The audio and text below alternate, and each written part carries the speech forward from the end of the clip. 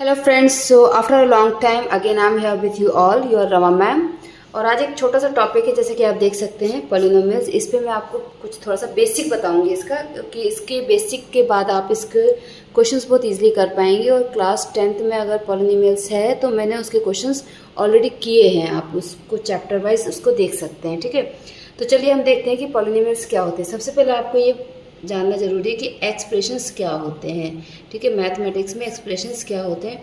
Variables आपको पता है एक्स वाई जेड या फिर ए टू जेड, जितने भी आपके अल्फ़ाबेट्स होते हैं हम इनको वेरिएबल्स बोलते हैं। ठीक है, उसके बाद नंबर्स आपको पता है, नंबर्स क्या होते हैं, -1 टू आपका मीन्स -1 देन सो ऑन, तो आपके क्या हो जाता है -∞ टू +∞, इन बिटवीन आपके जो नंबर्स होते हैं ये आपके नंबर कहलाते हैं। ठीक है, अब और आपको एक और चीज़ पता होगी कि मैथ में 4 ऑपरेशंस होते हैं, तो वो बेसिक से 4 ऑपरेशंस के कौन से होते हैं आपके, plus minus multiply and divide, ये आपके 4 ऑपरेशंस होते हैं। ठीक है, अब इन सब से मिलकर जब हम कुछ बनाते हैं, कुछ भी, जैसे कि मैंने बना दिया 2x + 3 या फिर 4x² + 5z, ऐसे कुछ भी अगर मैंने लिख दिया तो ये आपके कहलाएंगे या एक्सप्रेशंस, ये आपके कहलाएंगे एक्सप्रेशंस।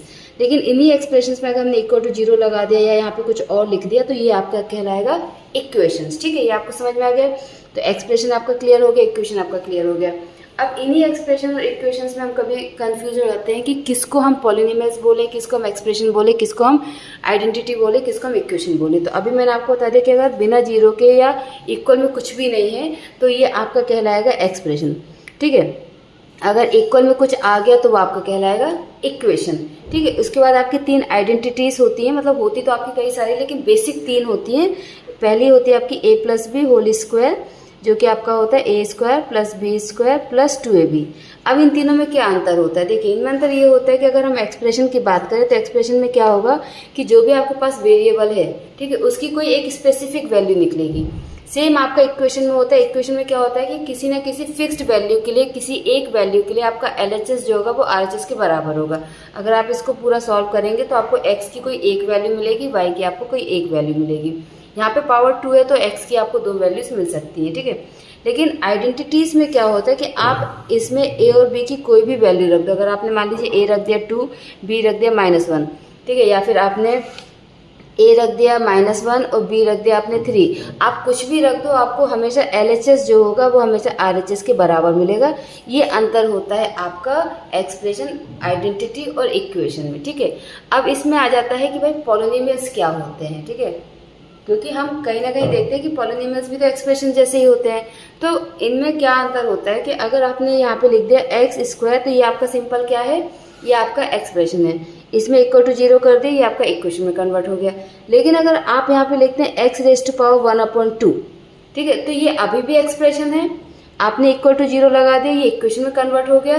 लेकिन आप सिंपल अगर x² लिख रहे हैं तो ये आपका पॉलिनोमियल है। लेकिन अगर आप लिख रहे हैं x⁻1/2 तो ये आपका पॉलिनोमियल नहीं है। या फिर अगर आप ऐसे भी लिखते हैं x⁻−3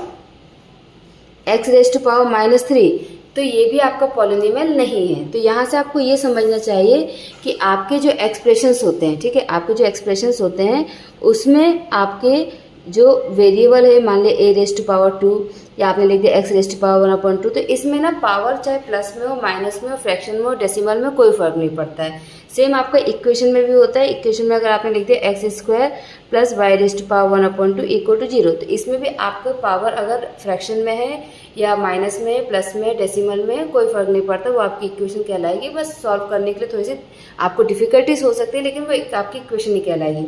आइडेंटिटी में तो ऐसा कुछ होता ही नहीं है, कुछ आपकी कुछ 12-13 मिला के आइडेंटिटीज है तो उसमें तो कोई प्रॉब्लम है ही नहीं। ठीक है, और लेकिन पॉलिनोमियल्स में क्या कंडीशन होती है कि आपके जो पावर्स होते हैं, पावर कभी भी डेसिमल में नहीं होना चाहिए, ठीक है, फ्रैक्शन में नहीं होना चाहिए, और इसके साथ साथ नेगेटिव भी नहीं होना चाहिए। ठीक है, तो अगर ये कंडीशंस आपकी फुलफिल होती हैं तो आप कह सकते हो कि मेरा जो गिवन एक्सप्रेशन है वो एक्सप्रेशन के साथ साथ एक पॉलिनोमियल भी है। ठीक है, आपको ये क्लियर हो गया कि पॉलिनोमियल क्या होता है।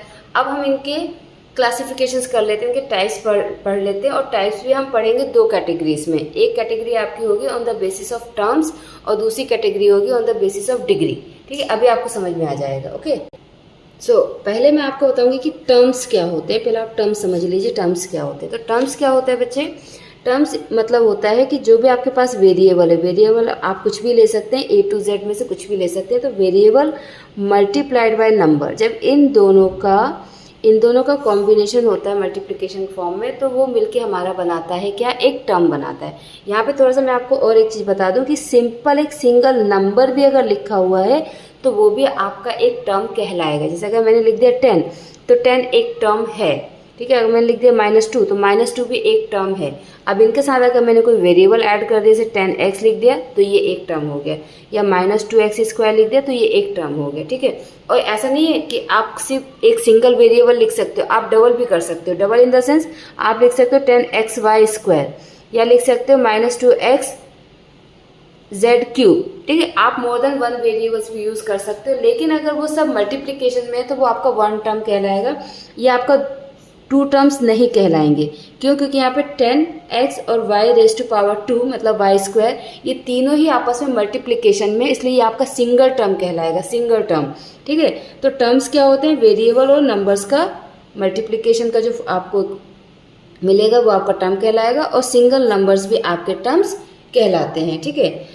और आपको मैंने बोल दिया कि मतलब बता दिया है कि आप एक से ज़्यादा वेरिएबल्स भी यूज़ कर सकते हैं और विथ डिफरेंट पावर्स, ठीक है। ये आपको क्लियर हो गया।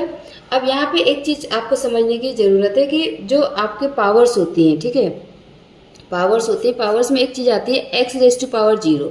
x⁻0 होता है 1, ठीक है। x⁻0 क्या होता है? x⁻0 क्या होता है? 1। x⁻0 जीरो क्यों नहीं होता है, ठीक है, जीरो क्यों नहीं होता है? मैं आपको एक एग्जांपल से समझाती हूँ। जैसे अगर मैंने लिखा 2⁻0, 2⁻1, 2⁻2, 2⁻3, 2⁻4। अब इनका क्या मतलब होता है? इसका मतलब क्या होता है कि अगर 2⁻1 का मतलब क्या हुआ कि 2 को 1 टाइम मल्टीप्लाई किया। 2⁻2 का क्या मतलब होगा कि 2 को 2 टाइम्स मल्टीप्लाई किया।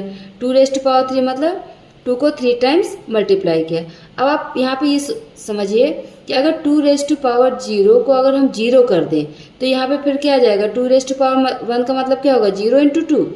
2⁻2 का मतलब क्या होगा? 0 × 2 × 2, ठीक है। तो ऐसा तो हो नहीं सकता। जब हमने 2⁻0 को 1 रखा तब तो हमने 2 × 1 किया ना, इसलिए 2⁻0 आपका 1 होगा, या कोई भी आप वेरिएबल लो, नंबर लो, उसकी पावर अगर 0 है तो वो =1 होगा, 0 नहीं होगा।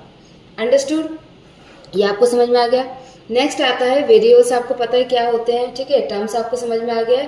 अब हम समझेंगे कि टर्म्स के बेसिस पे पॉलिनोमियल्स कितने टाइप्स के होते हैं। हम किसके बेसिस पे समझ रहे हैं? ठीक है, ध्यान से सुनो मेरी बात को। हम समझ रहे हैं टर्म्स के बेसिस पे। टर्म्स के बेसिस पे पॉलिनोमियल्स कितने टाइप्स के होते हैं। तो फर्स्ट आपका आता है मोनोमियल। फर्स्ट आपका क्या आएगा? मोनोमियल। मोनोमियल मतलब सिंगल टर्म। तो आपने अगर कोई नंबर लिख दिया, ये आपका मोनोमियल है। आपने सिंपल कोई वेरिएबल लिख दिया, वो आपका मोनोमियल है। वेरिएबल पावर के साथ लिख दिया, वो आपका मोनोमियल है। एक से ज़्यादा आपने वेरिएबल्स यूज़ करके लिख दिया है, वो भी आपका क्या कहलाएगा? मोनोमियल्स कहलाएगा। नंबर के साथ आपने वेरिएबल्स लिखे हैं, वो भी आपका क्या कहलाएगा? मोनोमियल्स कहलाएगा। लेकिन ये ध्यान रखना कि पावर आपकी नेगेटिव में नहीं होनी चाहिए, माइनस में नहीं होनी चाहिए, सॉरी वही नेगेटिव एंड माइनस एक ही बात हो गई। फ्रैक्शन में और डेसिमल में नहीं होना चाहिए, ठीक है, ये आपको ध्यान रखना है। सेकंड आता है आपका बाइनोमियल। सेकंड कौन सा आएगा? बाइनोमियल। जैसे कि आप शायद नाम से ही समझ जाएंगे कि बाइनोमियल्स मीन्स जहाँ पे दो टर्म्स होंगे। तो जैसे आपने लिख दिया x + y, ये ध्यान रखना, दो टर्म्स का मतलब उनके बीच में एडिशन या सब्ट्रैक्शन का कुछ ना कुछ कॉम्बिनेशन होना चाहिए। तो यहाँ पे आप देखिए, आपको समझ में आ गया बाइनोमियल से मतलब दो टर्म्स की बात हो रही है, लेकिन आपको ध्यान रखना है कि वो दोनों टर्म्स के बीच में रिलेशन क्या होना चाहिए। या तो दोनों के दोनों माइनस, मतलब या तो दोनों आपस में माइनस हो रहे हो या प्लस हो रहे हो, या एक माइनस एक प्लस, मतलब जैसे कि आपने लिख दिया -x + y, ठीक है, या फिर +x - y। तो ये आपको ध्यान रखना है कि डिवाइड और मल्टीप्लाई अगर आप करते हो तो वो सिंगल टर्म में काउंट होगा। अगर आपको बाइनोमियल करना है तो उनके बीच में प्लस या माइनस का रिलेशन होना चाहिए। यहाँ पे भी कंडीशन ये हो सकती है कि आप एक से ज़्यादा वेरिएबल यूज़ कर सकते हो। जैसे आपने ऐसे लिख दिया 2x² y³ + 1, ये आपका बाइनोमियल कहलाएगा। एक ये पूरा कंप्लीट टर्म हो गया और एक टर्म ये हो गया, ठीक है। तो ये आपको क्लियर हो गया, सिंपल सी बात है ये तो। फिर आता है ट्राइनोमियल्स। तो ट्राइनोमियल्स जैसे कि आपको वर्ड से ही समझ में आ रहा है, ट्राइनोमियल्स मतलब जहाँ पे आपके तीन टर्म्स होंगे। सिंपल आपने लिख दिया x + y + z, x - y - z, x + y - z, आप ऐसे लिख सकते हो। या फिर 2x² प्लस z माइनस 3, ये आप लिख सकते हो जहाँ पे 3 टर्म्स हों, तो आपको वो क्या कहलाएगा, ट्राइनोमियल। एक नया आया है, ठीक है, जो मैंने अभी रिसेंटली देखा, बट अभी आपकी बुक में नहीं होगा वो।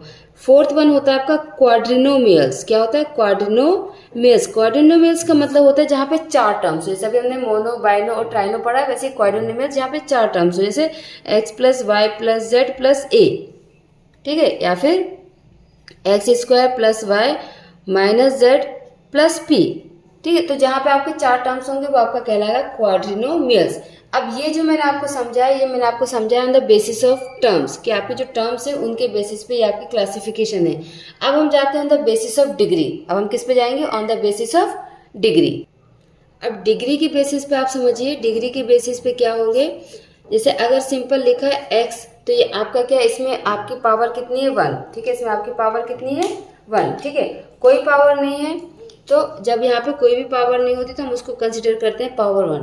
अगर मैंने लिख दिया x² मतलब इसमें आगे पावर 2, अगर मैंने लिख दिया x³ तो इसमें आगे पावर 3। तो ये जो हाईएस्ट पावर होती है ना किसी भी, जैसे अगर लिखा x² प्लस x, तो इन दोनों में से इसकी पावर ज़्यादा है तो वो हाईएस्ट पावर है, ठीक है, उसको हम बोलेंगे डिग्री। जो भी हाईएस्ट पावर होती है उसको हम क्या बोलते हैं, डिग्री। तो अगर आपके पास लीनियर इक्वेशन है, लीनियर इक्वेशन क्या होती है, जहाँ पे हर एक वेरिएबल की जो डिग्री होती है वो 1 होती है, जिसका स्टैंडर्ड फॉर्म होता है ax प्लस बी। क्या होता है, ax प्लस बी। आप x के या कुछ और भी यूज़ कर सकते हो, ay प्लस बी भी यूज़ कर सकते हो, इवन a और b की जगह भी आप कुछ और यूज़ कर सकते हो, लेकिन आपको सिर्फ इतना समझना है कि जो भी वेरिएबल यूज़ होगा उसकी डिग्री 1 होगी, और एक से ज़्यादा वेरिएबल आप यूज़ कर सकते हो। आपने अगर लिखा है x प्लस वाई, तो ये भी आपका लीनियर में आएगा, क्योंकि दोनों की जो पावर है 1 है, ठीक है। तो ये आपका फर्स्ट क्लासिफिकेशन होगा, जहाँ पे डिग्री आपकी 1 होगी तो वो आपका लीनियर कहलाएगा। सेकंड आपका आएगा क्वाड्रेटिक। सेकंड आपका क्या आएगा, क्वाड्रेटिक। क्वाड्रेटिक में क्या होगा, जहाँ पे आपकी पावर 2 आ जाएगी, हाईएस्ट डिग्री क्या हो जाएगी, 2। और इसका स्टैंडर्ड फॉर्म क्या होता है, इसका स्टैंडर्ड फॉर्म होता है ax² plus bx plus c। इसे मैं अगर लिख दूँ 2x² प्लस 3x प्लस 5, ये आपका किस में आ जाएगा, क्वाड्रेटिक में, जहाँ पे आपकी डिग्री क्या होगी, 2, ठीक है, डिग्री क्या होगी आपकी 2। थर्ड आपका आएगा क्यूबिक। क्यूबिक में जैसे आप समझ गए होंगे इतना पढ़ने के बाद, देखने के बाद, ax³ plus bx² plus cx plus d, ये आपका होता है क्यूबिक का स्टैंडर्ड फॉर्म। तो इसी के बेसिस पे आपको आप समझ में आ गया होगा कि 3 आपके होते हैं classification on the basis of degree. तो ये अब आपका बेसिक इंट्रोडक्शन पॉलिनोमियल्स का कंप्लीट होता है। अगर आप ये वीडियो देख लेते हैं तो आपका पॉलिनोमियल्स का जो बेस है एकदम क्लियर हो जाएगा, और इसके बेसिस पे आप बहुत सारे क्वेश्चंस इजीली कर सकते हैं। और अगर कोई क्वेश्चन कभी आपको कोई डाउट हो तो आप वो मुझे कमेंट में बता सकते हैं। काफ़ी गैप हो गया, बट मैं अब थोड़ा सा ट्राई करूँगी कि रेगुलरली वीडियोज़ कंप्लीट करूँ। Okay, thank you, bye bye.